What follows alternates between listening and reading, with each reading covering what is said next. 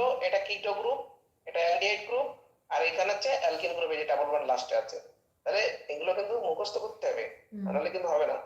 তাহলে তাহলে কোনটাকে আগে লিখবো? অবভিয়াসলি এই কার্বনটাকে 1 নম্বর দেবো, কিটো গ্রুপ তোমার এটা।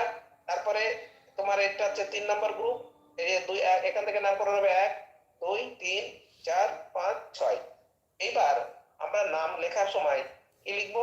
3 কিটো। এই যে 3 নম্বর পজিশনে কিটো গ্রুপ আছে, 3 কিটো আর 2 মিথাইল এক্স 4 ইনাল।